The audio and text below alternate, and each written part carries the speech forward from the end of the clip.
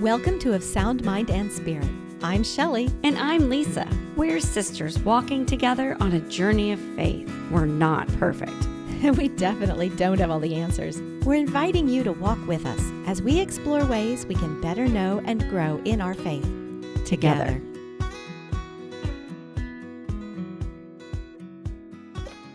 Welcome back to another episode from Of Sound Mind and Spirit. Hi, Shelly. Hello, Lisa. So you just got back from something terribly exciting, and you teased it last week at the very end where you said, I have so much going on. I've got this project I can't talk about. You finished that project. You got back into town. So do you want to tell us what it was? Yeah, sure. So about a week and a half ago, or 2 weeks ago, we got invited to the press junket and the premiere for The Chosen Season 5. And it's an opportunity to represent Catholic Mom. So naturally, I'm doing lots of things for Catholic Mom. And if you followed Of Sound Mind and Spirit on Instagram, you saw stories and reels that I've been trying to post. I do wish you'd been there for that, Lisa, because you are like queen of getting stuff on the internet. And I am sitting there for an hour going, oh, shoot, I put this in the wrong account. I got to switch it. So you got to walk the red/teal carpet, or you get to stand while the stars of The Chosen walk the carpet, and you held a microphone and you got to ask questions. And you got to see the season 5 premiere, which comes out when? March 28th. That's Friday. Episodes 1 and 2. Yeah. So I have seen a streaming. In theaters, yes. In theaters. So if you're a Chosen fan, season 5 will come out in 3 parts. Episodes 1 and 2 come out on March 28th. Episodes 3 through 5 come out on April 4th, and the last 3 episodes come out on April 11th in theaters. In theaters. And eventually it'll come out on Amazon Prime. That's my understanding is it'll come out on Amazon in the summer, either June or July. I don't have an exact date for that. So this sets you up to really, if you're a Chosen, stay tuned. If you're not into The Chosen, don't leave us. But if you are into The Chosen, okay. no. If you are into The Chosen, this sets up a great end of Lent entry into Holy Week and Easter, right? For them. Mm-hmm. Yeah. No. Go ahead. I would say, and if you're not into The Chosen, or you're not yet, or you've tried it and you don't understand what all the hype is about, you can hang out with me a little bit, because I'll admit I've only seen the first 2 seasons of The Chosen, and I did enjoy them, but I am not a fangirl. Sorry, but I want to be. Like, I really did enjoy it. I don't know why I stopped watching it. It was one of those things that it kind of fell off my radar. And now with all of this hype, I'm like, I got to get back, because as you and I talk about this, I'm like, oh yeah, I really did like that. Why did I stop watching it? I think it's normal to have a show that you watch sometimes and then it falls off and you get distracted by other things going on. Maybe your family wanted another new show and it just kind of took precedence, or you've had a pretty busy year, Lisa. I mean. Yeah. And then every time it comes out of the theater, I'm like, oh yeah, but I'm not caught up. So I got to go watch it. So if you're not on, if you're a huge Chosen fan, stick with us. And if you're not yet, stick with us, because we're going to talk about why, what do we like about it? Why watch it? What does it have? Why is it getting this huge reception? I mean, it's become, I would say, kind of I don't want to say cult following. That sounds weird to say about a show about the Gospels. But they've had over 250 million viewers, and they have more than 17 million social media followers. It's crazy. Isn't that incredible? They're going to hit 1 billion views probably this year. Maybe next. It's a lot for a show that is not put out by a major network, in my opinion. Crowd-funded. Yeah. It's 100% crowd-funded. Isn't that amazing? Crazy. Yeah. So I guess my first question to you is, why did you start watching it? Like, what I don't even remember when it came out. Why did, like, how did it get your attention? Why did you watch it? You're going to laugh. It came out April 21st, 2019. And Wow. I don't even remember there being any talk about it, to be honest. I don't know where it was. I know that during COVID in 2020, that my husband was watching it, and he watched the whole first season, and he was on fire. Like, you have to watch this. You have to watch this. And I sat down and I tried to watch episode 1, and I could not get past the possession scene.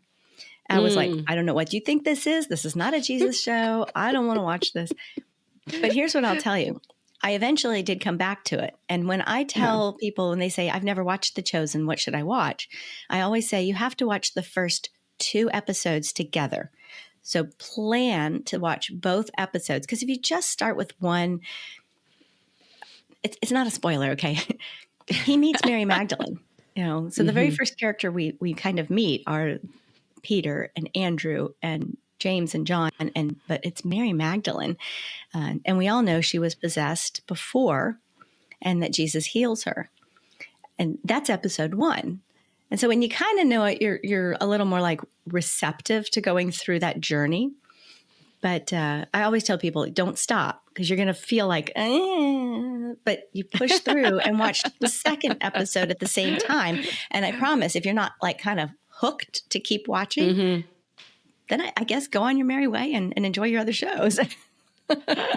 So I guess we should back up for those who don't know what The Chosen is. We didn't say.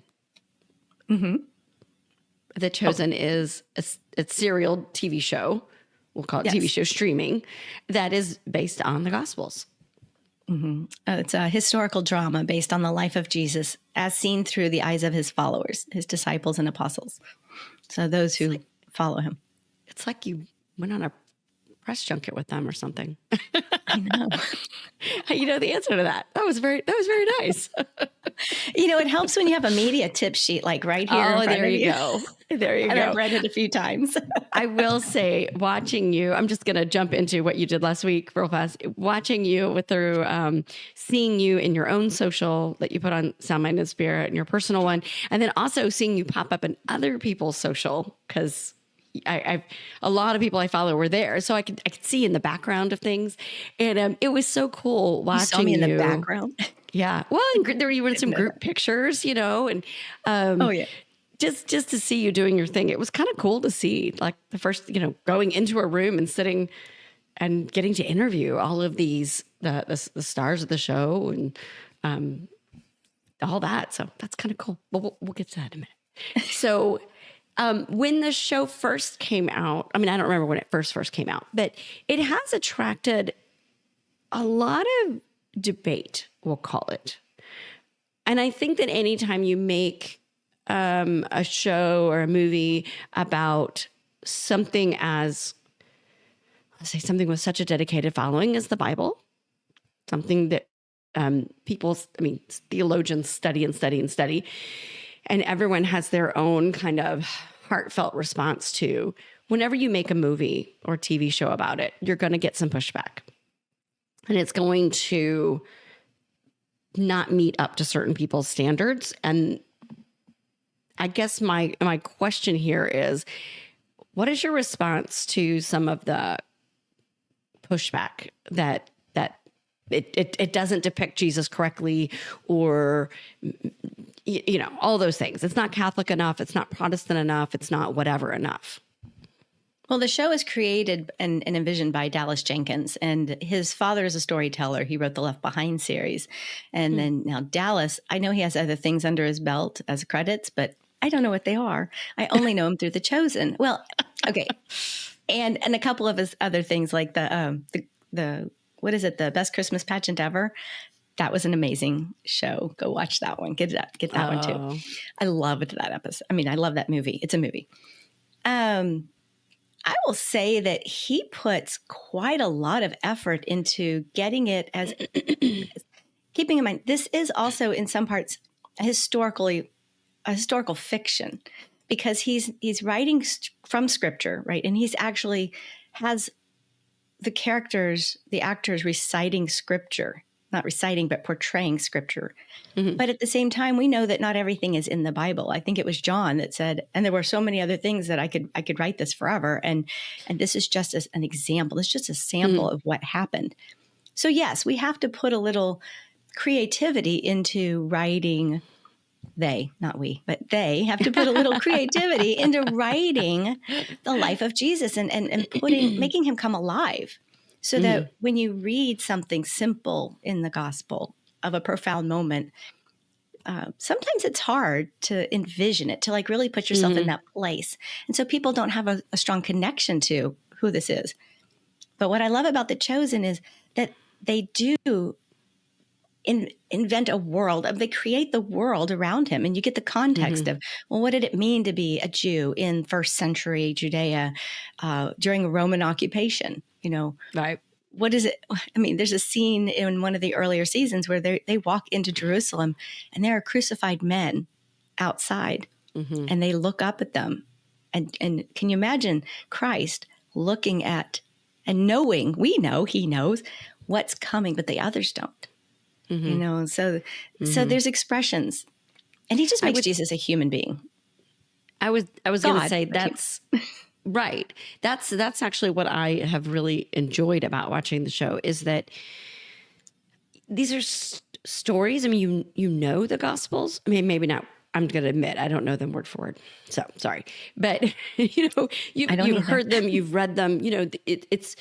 But what I love is that it I don't say it puts it in context, but like you said, it builds the world around him, and you see it, and in like you've heard all your life about what does it mean to be a tax collector, you know, but to see the way Matthew is treated, the way that he lives, you know, all of that, it just, I don't know. It really helps you understand it in a deeper level for me. And the same thing with seeing, watching Jesus approach people, the way he loves and cares and really sees and respects each individual. Things like that. It was, I don't know. I think that we talked last week about being storytellers, and that I think the way that they've crafted this, they've tried really hard to be ecumenical, which is a big old word meaning bringing the faiths together. So they're taking it from, they have a rabbi who's helped them with it. They have, I don't know if it's Catholic theologians or if it's a bishop or priest, I'm not sure who. And they have, you know, Protestant and non-denominational Christians who all come together and, you know, look it over and kind of help them navigate this because they want Jesus to speak to as many people as possible. And they want to also at the same time honor the Jewish roots that they're portraying. Yeah. And what's interesting about that, if you watch old episodes and you go to the Chosen app on like Roku or your phone, you can actually watch the roundtables. And that's where these men of faith get together and they talk about different aspects. And so you can go even deeper. Like if you just want to watch a show and kind of enjoy it, that's fine. But if you really want to dive deep, you can watch these roundtables that they've put out. I will tell you, Lisa, that the first time that we watched it, Brian watched it, then I watched it, then we got the kids together, and it brought us back to the couch together. I mean, and beyond that, you know, Catholic mom always says the family that prays together stays together. That's right. Well, more people watch TV than pray together. They watch TV together than pray together. So it brought us all to the couch, and we sat and we scheduled, okay, you know how you do it. Every night after dinner, you kind of sit down and watch your show. Well, that's what we did. And we binged Jesus, you know, 2 episodes. We usually kept it to 2 episodes a night. Yeah. But after each episode, we'd pause it and we'd actually pull the Bible and we'd say, this is a scene from here. What did it really truly say?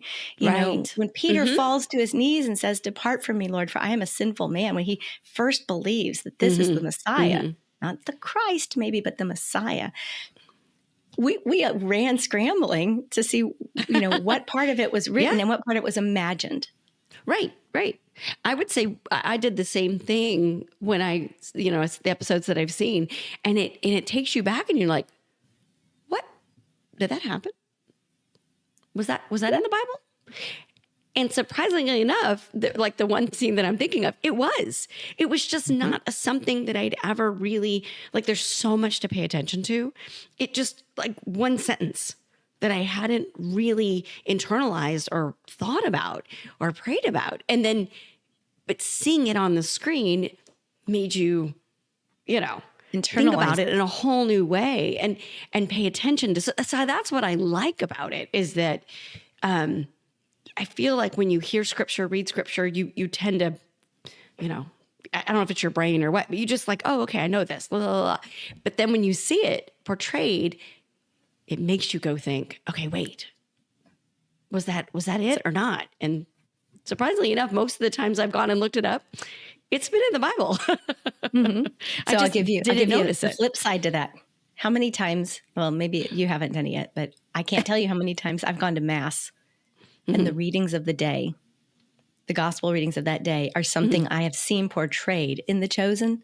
And so I'm listening, and it's coming to life. And it's not just coming to life, it's giving me all the emotional feels again. And so I'm connecting with the gospel in church, in prayer, in a way that I hadn't before. I mean, was it St. Ignatius that was, is that Ignatian spirituality? You put yourself into the scene mentally. Right. So this is another, that's how I see this. It's another tool. And like every other tool, I don't believe every single thing but could it have been true? Could it be, like that? We know Peter was married. Well, there's his wife is in the episodes, and she has a role, and Jesus sees her. So there's women that you don't always think about in the Gospels, but in the show, there are women following Jesus, and he gives them names, and he gives them personalities, and he gives them a backstory that complements, with an E, it helps you connect and identify. And then there are other things that happen, but it kind of brings us along for the ride. And that's what I really love about it. I have a friend who just the other night, she did not know we were going to do this today. And she mentioned that she does not watch much TV. She's not a TV girl. But she mentioned out of the blue, she's like, I've really started watching The Chosen, and I am just hooked on this. And I never watched TV. And now I'm watching it like every night, for the first time. And one of the things she said about it was, it opened her eyes to how women in the Bible, and how Jesus treated them all, respectfully, equally. He, interacted the way with Mary Magdalene, with Mary, just watching that being portrayed on screen. She said it, the woman at the well, just seeing it, it never had hit her like that before. And this is somebody who, faithful, goes to church every Sunday, that kind of thing. And she's just like, wow, I'm so excited to watch this. It helps me just think deeper about the scriptures. So, and we have to remember too, that what he was doing by allowing women to follow him and by treating them in that manner, that was radical for that period. That was not common. And all of the times where he shows grace and he shows mercy and he asks questions, he doesn't just teach them. Remember, he teaches them in parables. He's trying to make them think and understand. And you see Jesus through all the human emotions. He's divine. And you see that too through the miracles and through the way he presents himself. But he also gets a little impatient. He gets a little frustrated. The human in side. Season 5, you're going to see him get downright angry. So, okay. I will say it's in the trailers. It's not that much of a teaser. I actually haven't seen the trailer yet. So I have to say I like the way, at least the first couple seasons, seeing the disciples being very human and the way that they interact as a group. Because I guess being a child of the 70s, felt banners and kumbaya and whatever, you just like, oh, the little merry band of disciples, and they all love each other and they're all sweet. And you know what I mean? And that's not human behavior. And I don't know. the same way I view saints, like we were always taught like everybody was perfect and good and amazing. And it's like, that seems unattainable to me. God did not make me perfect. Sorry, honey. My spouse, honey, not you.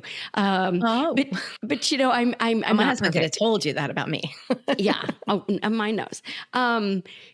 So I like seeing them depicted as actual human beings, and because I think it speaks to us that, oh yeah, we're called, we're all called to be disciples. We are all called to get up and follow Jesus, just like he calls each of them. And I think seeing them as human, and the bickering or the, relationships that they have with each other, I think that makes it helps you see yourself like, oh yeah, okay, I could do this. Yeah. Yeah. And it gives you backstory too, to understand conflict. Yes, true. Yes. Yes. And I'm going to spoil it for you, because there's something that happens in season four that's amazing. and just, it really made me cry. And it happens in season 4, episode 2.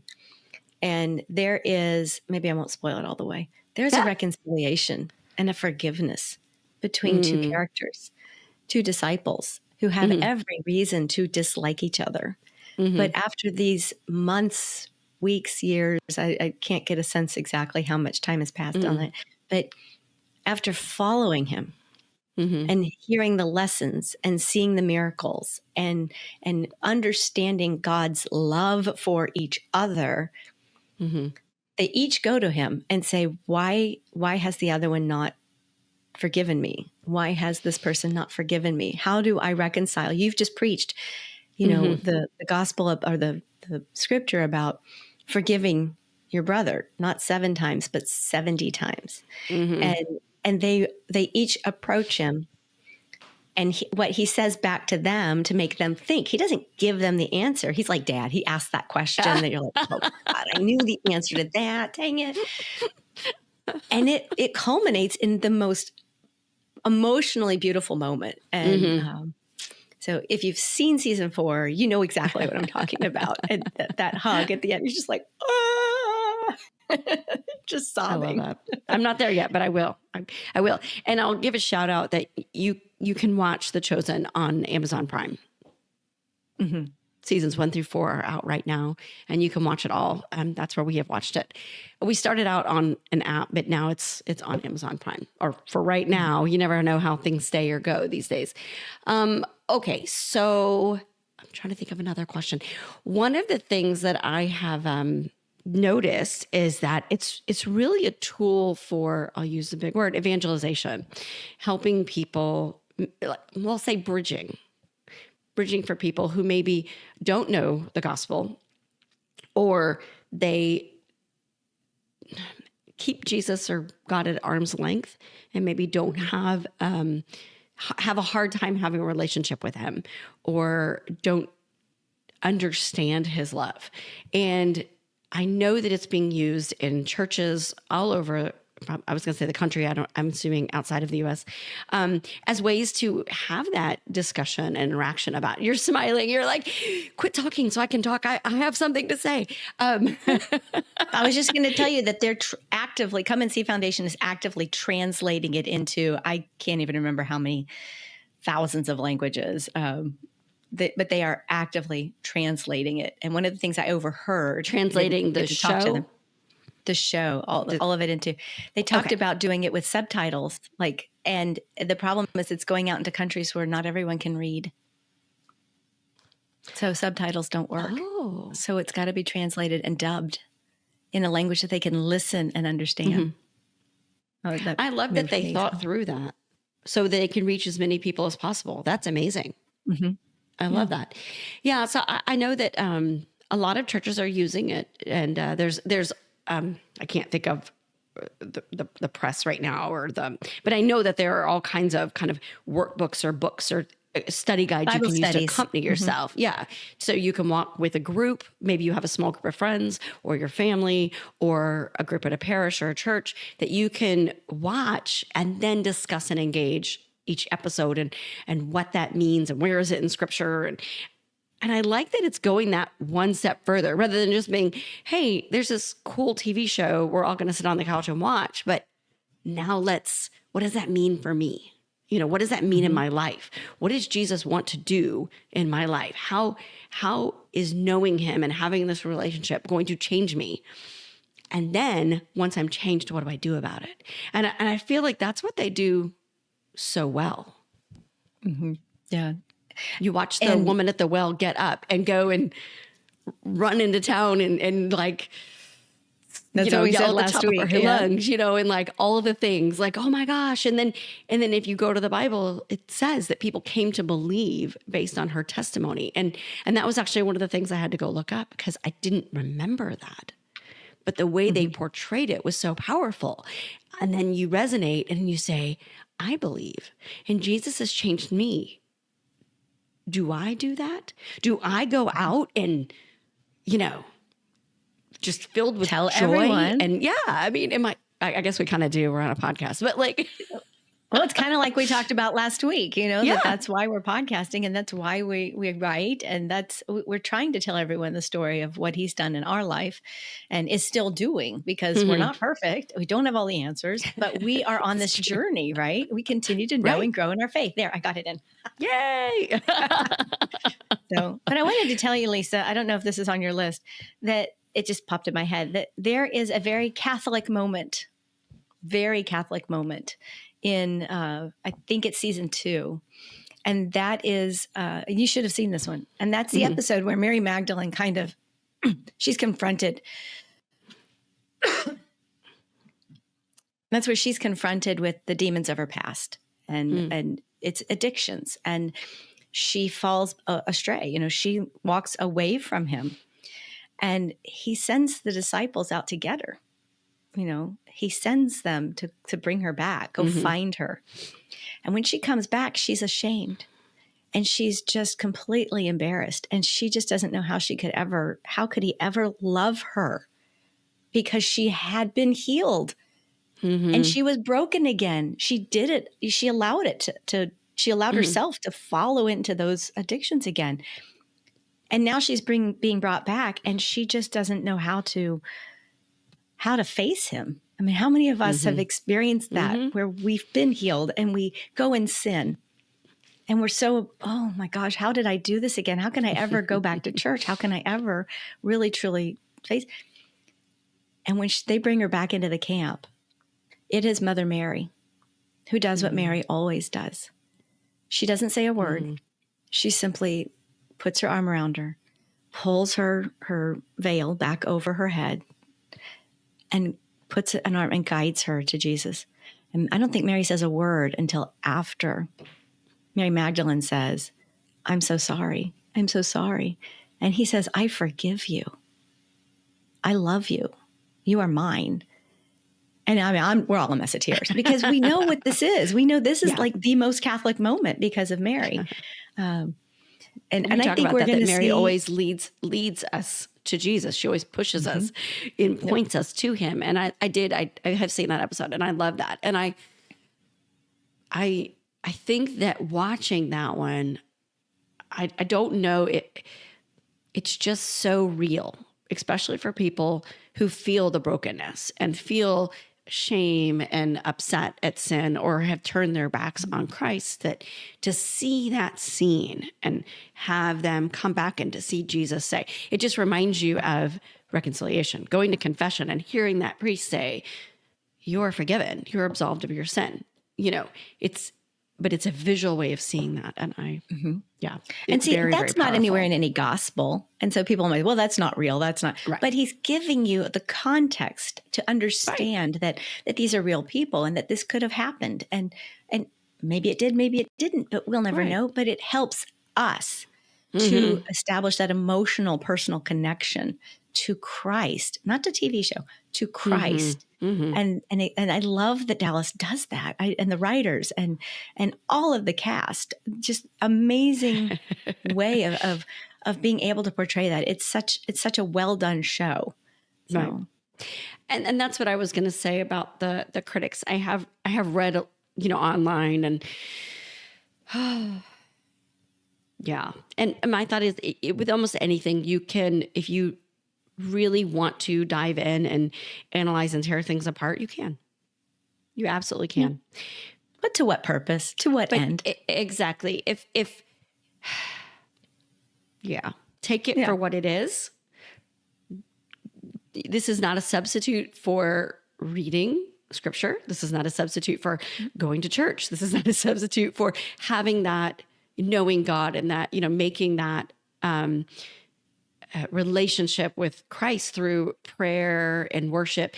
It's not a substitute. It's a tool. Motivation. It's something to help you. Yeah. It's something to help you. And some people are motivated, are helped by seeing the visual. I greatly am, and so it's, take it for what it is, and then if you love it, love it. And if you don't, that's fine. Move on. Yeah. No skin off my nose. But I'm going to talk about it. I mean, I'm going to talk about it because it has helped me to visualize that relationship more differently. Yeah. So okay, do you want to teaser about season 5? Yes, I was going to say, give us something about season 5, and then I want to hear some teasers about meeting the cast and Dallas Jenkins. Okay. So season 5, 5 you're definitely going to want, because it's Holy Week. So when we leave season 4, okay.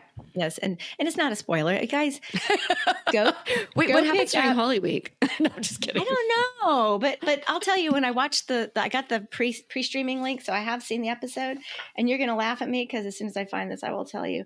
I went through that morning after, and I read, and of course now I can't find it in my journal because I'm looking for it. I read. And I wrote episodes 1 and 2. We saw and heard. I wrote down everything in the scripture, every piece that we found. We heard Luke 19:36. We heard 36 through 44. Through 46. My apologies. John 12, John 16, Matthew 21, and parts of Matthew 23 and 26, and Mark 14. So if you really want to know in advance, you can hit the pause button, go look all those up, because I read them pretty fast. But it is Palm Sunday. And Lazarus has been risen. That's the big moment in season 4. He is on the outside of Jerusalem, and he's coming in. And if you read these scriptures, it's all in here. The Pharisees coming out to meet him. But the Pharisees serve another purpose. They also serve to give us context. Mm-hmm. What does it mean that he's coming in on this donkey? Why is that significant? Mm-hmm. What does it mean that he's entering through a specific gate that he's entering? Mm. And he says it. And if you know your scripture, you know exactly what, I mean, as soon as they say it, you're like, oh, that's that gate. I recognize that word. I know what this means. And then there's scenes in there. And then episode 2 is and this is in the teaser, so this is not a spoiler. It's the flipping of the tables. It's him going into Jerusalem and seeing the temples turned into a marketplace. Well, we hear that all the time, but we don't always know the laws of the Old Testament. As Christians, we probably don't study the laws of the Old Testament and what it means that you have to make this kind of sacrifice offering and that kind of sacrifice offering, and what kind of money you can and cannot use. But he brings that whole scene to life, and we're in it. And we start to see him get more and more emotional. Mm-hmm. And then it says Jesus fashioned a whip out of cords, and he starts flipping over table. Well, that's in this first part, and you don't want to miss it because it's intense. It's they're really setting up the political structure too. Why Caiaphas? Why Pilate? Why Herod? How do these 3 entities really exist? What's their connection? Mm-hmm. Rome, the Jewish, the Pharisees, and all of that is explained through these conversations and how things are being discussed. And that I didn't know. So that to me is really fascinating. But I will tease you too. that each episodes, the first two, each begin with a scene at the Last Supper. And I hope that's something they carry through. So you go and you read your Last Supper scripture, and it puts you there. And so it starts right there, just tearing at your heart because you know what he's saying. The disciples don't. Going into Palm Sunday, we know what's going to happen in 4 days. They don't. And so it's really powerful to watch. That's awesome. Okay. Now give us a little bit about what it was like to, I would say, interview. You got to interview many of these people, these actors and people related to creating the show. And I know you have some articles coming out and things. So we don't tell us everything. So you want people to go listen to you have audio with the questions and video, and you have articles. So don't give everything away. But I can't give away a lot of the content yet because I'm still creating it. But I will tell you a little bit. I've never been on a press junket before, and I think I mentioned this to you. I'm like, the only thing I have to kind of know what it might be like is Notting Hill, the movie where Hugh Grant and it's very similar. They shepherd you into a room and you sit down and you have a conversation with them. The difference is, for him, it was a movie. They're just sitting there and he's, but for us, it's in a hotel. And so you wait in the hospitality room and you get to meet other members of the press. And so I met a lot of others from Catholic Press, and they're just wonderful people. And like anything else we do, Lisa, we've talked about this so many times, like SQPN and Catholic Mom Retreat. Everybody's so kind and generous. And there's not any sense of competition, or you just kind of come together because you're all there for the same reason. And that's Jesus. Or Jonathan Rumi. I don't know. He's not Jesus. Remember, he's an actor. But then they call you in and you go into these hotel rooms, like conference rooms, like the small breakout rooms. And they're all set up, like equipment everywhere. And so you've got 4 minutes. You walk in, you say hello, you introduce yourself, you sit in the chair, the mic is hanging on top, the cameras are at an angle, there's lights. I don't like the way I look. I saw that. I was like, oh my gosh, I look every bit of my age. But so you've got 4 minutes to ask as many questions as you can get in. And I had 2 or 3 questions. They all relate to Catholic mom and being a Catholic mom. What I would think the readers there would want to know about them. It kind of got intimidated. They weren't expecting such personal questions. Well, you stood out. I asked, and some answered well, and some chose not to, or chose to go about a different way, which I completely respect and understand. So I saw Dallas Jenkins first. When you say personal questions, you were asking about their faith life, right? I mean, yes, things like I'm that. Sorry. Yeah. I will tell you my question. My number one question was, because I was representing Catholic Mom, I asked how their faith was, how their parents influenced their faith life growing up. Like, how did their parents, and I meant faith, not religion, but faith, instill values, instill. And we'll probably do another episode, a podcast, Lisa, because I've got their answers in audio and we'll be able to play it and share it. But I met Dallas Jenkins first. Fabulous guy. I mean, just top notch.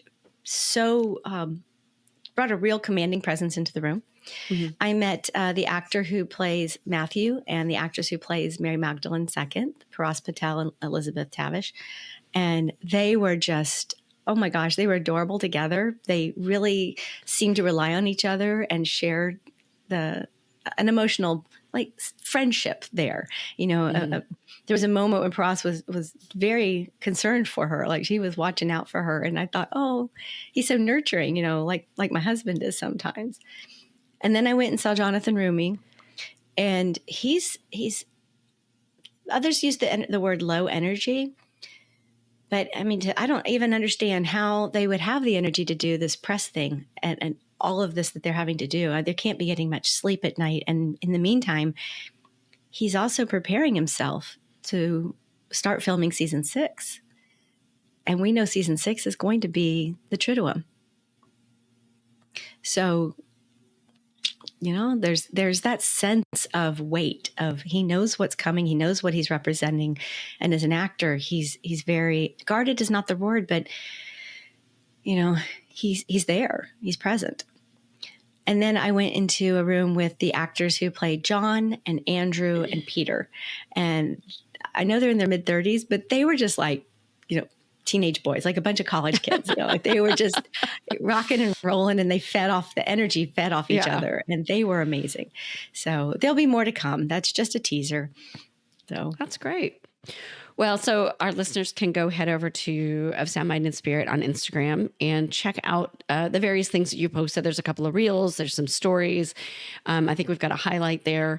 So just to see you in action and to see them and other Catholic media that were at the premiere.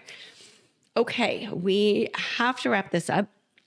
I guess as you, someone who's been a longtime devotee to The Chosen, and from me, who has seen some of it and wants to watch the rest of it, but just hasn't made the effort yet, and I need to, and I will. I want to encourage our listeners to check it out if you haven't, and let us know, where do you fall on this? Do you love it? It's like, meh? Has it impacted your faith life? I think that's the biggest question is, did you watch it and it changed the way you felt or thought about the Gospels, or made you like run to the Bible and look things up, or turn to God, fall on your knees and ask him for forgiveness, like Mary Magdalene in that scene you were talking about, Shelly? Mm-hmm. All of the above. So, okay. Well, Lisa, I will tell you this. You've got from now until the summer to catch up, and then you can start watching season 5 on streaming. But me and mine, we're going to be in the theaters. And we're going to invite all of our family to come with us. I mean, you're invited, but you're not caught up yet. Yeah. But family and friends. I mean, really, it is an opportunity to get together in community and bring people with you. So don't go see it alone. Go with your church family. Go with your personal family. All right. Thanks for being here. We will see you next week. And I'm going to make a little plug to share the podcast with a friend or family. Help us spread the message. And if you have a moment, go over to wherever you're listening to this, whether it's YouTube, Spotify, Apple Podcasts, and click subscribe. Hit the subscribe button. But also, if you wouldn't mind leaving us a review, that would be amazing. All right. We will see you next week. Thanks, Shelly. You're welcome. Bye, everybody.